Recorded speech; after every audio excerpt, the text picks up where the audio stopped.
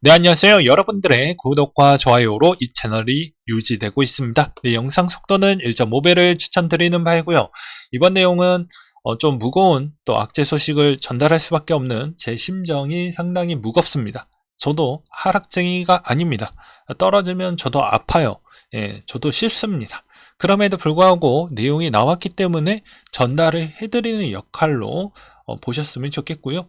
그 다음에 생각을 키워주기 위해서 이런 정보를 정리를 해서 알려드린다고 보시면 될 것 같습니다. 항상 구독자님과 멤버십 회원님들에게 감사하다고 말씀을 드리고 싶고요. 그 다음에 이번에 내용은 아무래도 실리콘밸리 은행들의 문제점과 그게 스테이블 코인과의 연결적 관계도가 좀 있다 라는 편으로 한번 준비를 해 봤습니다. 자, CNBC SVB 파이낸셜 그룹 자본 조달에 실패했다. 매각 추진하겠다 라고 나와서 어떻게 보면 주식 거래가 일시 중단이 좀 되었는데요. 이게 증권을 매각을 해서 손실이 이제 18억 달러가 나왔는데 왜 이걸 매각을 했냐? 이제 돈 달라고 하니까요. 고객이 이제 인출 요구를 한 거죠. 근데 돈이 없으니까 했는데 손실이 매우 커져서 금리 상승에 채권가 가격도 급락이 나왔고 그게 이제 뱅크런 사태까지 연결이 되니 이게 체력이 바닥이 났었다. 그래서 이걸 증자로 이제 메꿔 보려고 했지만 실패가 돼서 이제 매각을 하겠다라고 나왔어요. 근데 여기에서 해당 직원들은 재택근무 하라고 대기를 시켰다고 합니다. 이건 여러분들 이제 사회생활 팁으로 알려드리는 부분인데요.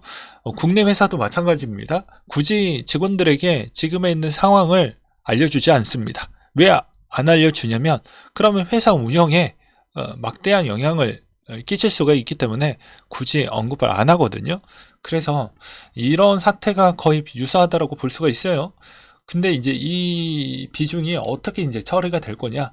실리콘밸리 은행의 대차 대조표를 보니까 생각보다 총자산 규모나 이런 거는 뭐 볼 필요성은 없는데 비보험 추산액이 생각보다 큽니다.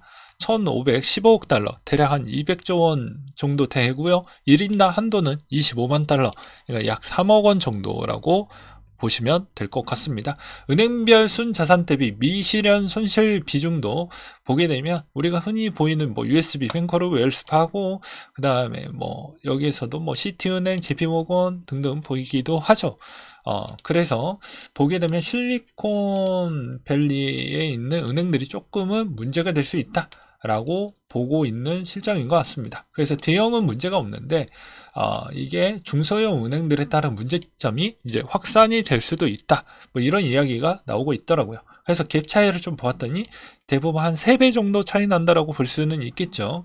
그래서 보게 되면 뭐 워렌 버핏이 들고 있는 뭐 그런 회사들도 몇 개가 좀 보이고 보여지는데 대부분 등락폭이 좀 크거나 그랬던 이때까지 자산 손실 비중이 워낙 컸던 회사들이 거의 다 이 리스트 안에 들어갔다고 보시면 될 것 같습니다.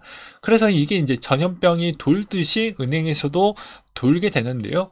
퍼스트 리퍼블릭 은행이 이제 긴급 공시를 했습니다. 웬만하면 이거 잘 안 하거든요. 근데 현재 유동성이 문제없다. 수신 기반 다변화됐다. 나는 안전하니까 나는 좀 제외해줬으면 좋겠는데 라고 했는데 시장은 믿지 않죠. 네, 보니까 14.79%나 밑으로 꼬라 박았습니다. 그래서 이제 대부분 월가들에 따른 분석은 중대형 은행은 유동성 풍부하고 다변화되어져 있어서 매도가 과대하다. 자금 조달 역풍 사실이나 이번 위기는 국한되어져 있다. 라고 나와져 있는 실정입니다. 그래서 저도 뭐 그런가 보다라고 생각을 하고 있지만 작년에 있었던 내용들과 현재 진행형에 있는 내용을 또 준비를 했어요. 보게 되면 이제 리츠에서 가장 대장격인 블랙스톤 지역에서 이제 대부분 리츠 환매 부분이 어마어마하게 나왔거든요. 이 금액이 어마어마합니다. 그래서 이렇게 보았을 때 리츠가 상태가 별로 좋지 않는다라는 건 뭐 저도 충분히 공부를 해서 알고 있고요. 그리고 또 다른 부분은 자, 크레딧 스위스가 제일 문제인데 이때 인출이 뭐 듣기로는 뭐 마지막 인출까지 포함하면 한 120조까지는 날라갔다라고 해요. 근데 단기 예금 금리를 일단 올려서 방어를 하고 있는 실정인데 쉽지가 않을 것 같습니다. 그래서 만약에 터진다라고 하면 이 친구가 일단은 아직까지도 보고서를 계속 미루고 있다라고 하기 때문에 보고서 제출 기간이 이미 넘었습니다. 그래서 이쪽에서 나올 확률이 매우 높고요. 그 다음으로 이게 이제 우리 코인 관계와 무슨 관계가 있냐 이렇게 또 물어보실까봐 또 준비를 했습니다. 이런 미국의 중소형 은행들이 이렇게 위기가 나오면 크립토에도 영향을 줍니다. 그 이유는 자, 실리콘밸리 은행들에 있는 자금 보관 부분 뭐 되어져 있다고 하니까 실리콘밸리 은행들에 따른 신뢰도가 지금 많이 떨어지고 있죠. 그렇다 보니까 어떻게 되겠습니까? 당연히 이거 같이 이제 골로 가는 거 아니냐? 뭐 이렇게 볼 수가 있겠죠. 그리고 이제 뭐 테더나 나머지 쪽에 있는 회사들 뭐 당연히 SVB 파이낸셜 그룹 뭐 이런 쪽에 뭐 문제 없다 뭐 이런 얘기를 하고 있죠. 잘라내기식은 뭐 그전 때부터 해왔으니까 실버게이트 사태처럼. 그 다음에 커브 스테이블 코인도 서플 불균형 심화되고 있다. 실리콘밸리 영향이 좀 있다. 이번 불균형은 USDC 발행사 서클의 현금 보유 물량이 실리콘밸리 은행에 보관되어져 있다라는 내용들 때문에 지금 급락이 일시적으로 나와주고 있는 실정인데요. 이걸 이제 정리되었던 내용을 보게 되면 최근 파산한 실리콘밸리 은행의 서클의 USDC 준비금이 예치되어져 있는 것으로 드러났다. 시총 56조 원에 알려진 USDC 중에 12조 원이 이번에 파산한 실리콘밸리 은행에 알려져 있다. 암호화폐 친화적이고 벤처캐피탈 자금이 대주었던 실버게이트 실리콘밸리 은행 연이어 셧다운으로 코인 시장 그로기 상태일 것 같다. 금융시장의 코인 시장으로 자금 흐름을 주도했던 은행들의 자산 파산으로 코인 시장의 충격과 공포 그 자체다. 뿐만 아니라 두 은행과 벤처캐피탈의 고리가 끊기면서 블록체인 관련 기술들이 사업 자금이 막히고 있다. 정군 숏으로 등양하고 이번 기회에 코인판을 떠날 것으로 강력히 조언하고 있다. 뭐 이런 기사들도 좀 많이 나와주고 있는 실정입니다. 그래서 현재까지 악재를 정리를 해서 좀 보게 되면 일단 FMC 아직 남아져 있죠. 그리고 마운트곡스 일단 뭐 지나갔으니까 요거 패스하고 그 다음에 이더리움 증권 주장 나왔던 패턴과 그 다음에 여기에 쿠코인 소송 제기가 어떻게 마무리가 될 거냐.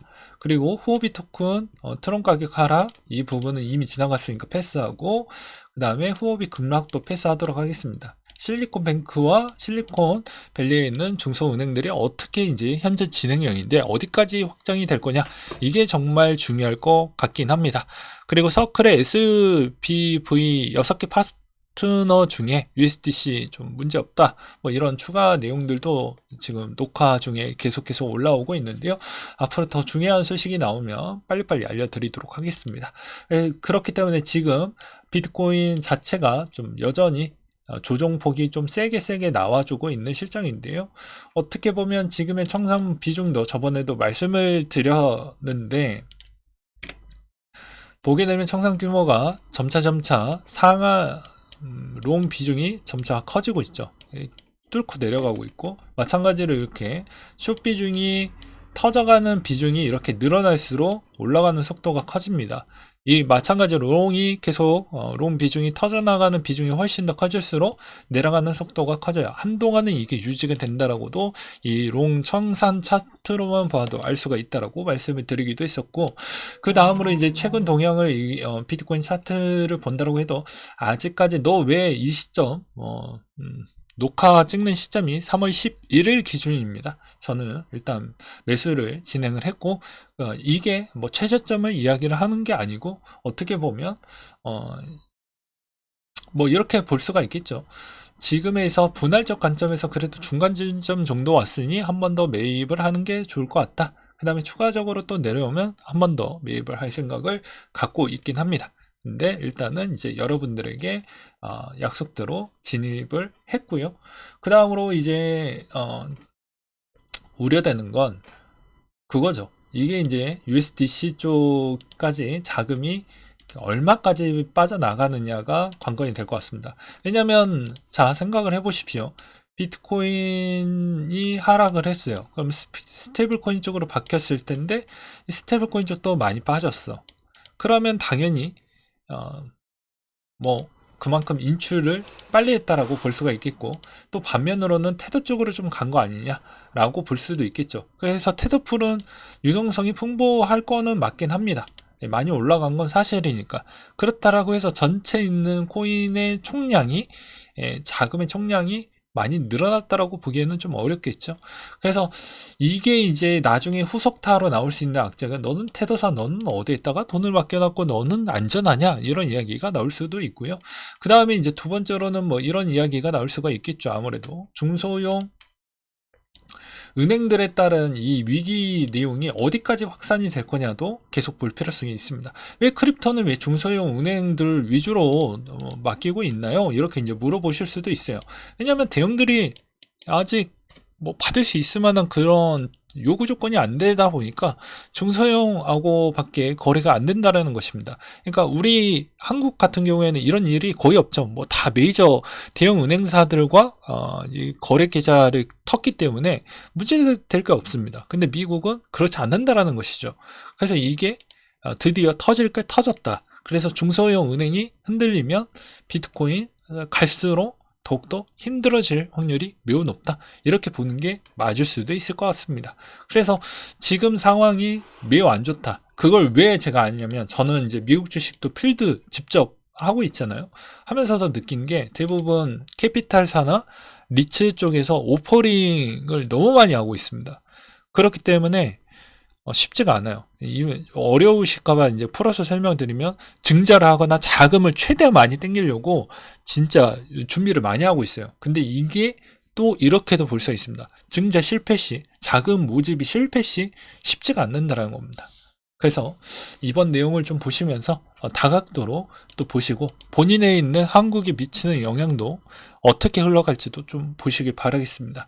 네, 제가 느끼는 바는 뭐 이렇습니다. 앞으로 이제 미국의 최종금리가 정말 중요하다.